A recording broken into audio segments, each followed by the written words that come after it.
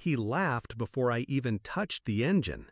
"I'll give you my entire salary," he said, arms crossed, lips curled. "If you fix that." His friends laughed with him, all suits, all wine-breathed egos. One held a cigar like he was born into it. The other filmed me like I was the punchline. I didn't flinch. I just wiped the grease from my fingers and looked at the Bentley. Then I looked at him. "Keep your salary," I said.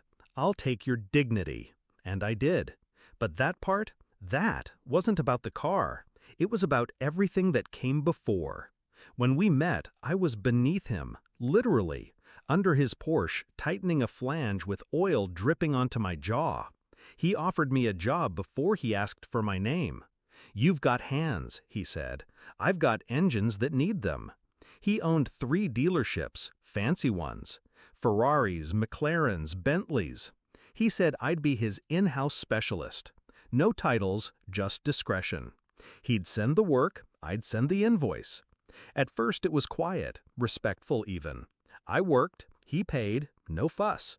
Then came the late-night calls. "Need you now, big client, can't wait." I showed up, no matter what. Even when I had the flu.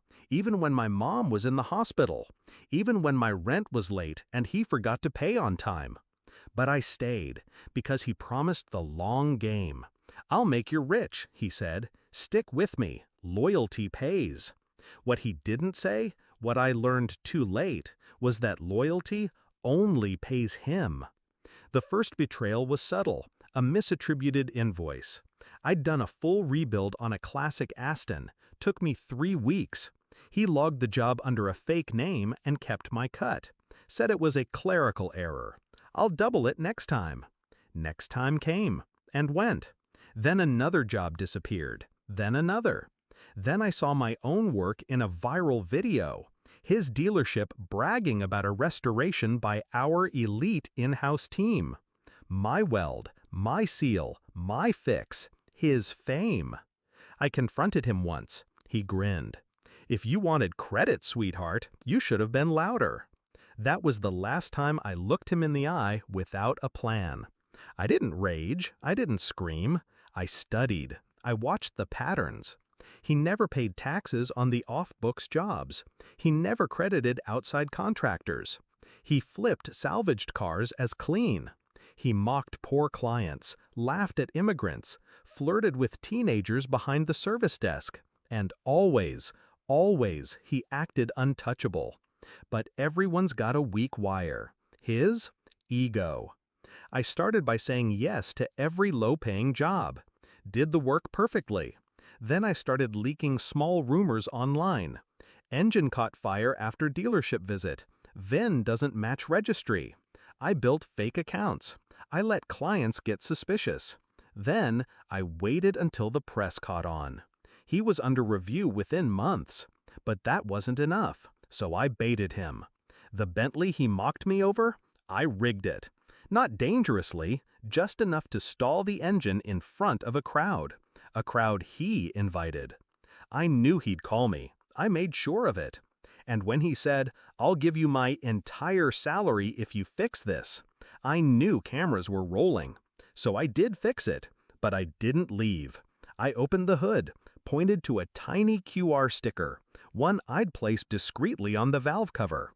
The camera zoomed in. "Scan that," I told the journalist in the crowd. She did. It led to a page, not a website, a folder, my folder.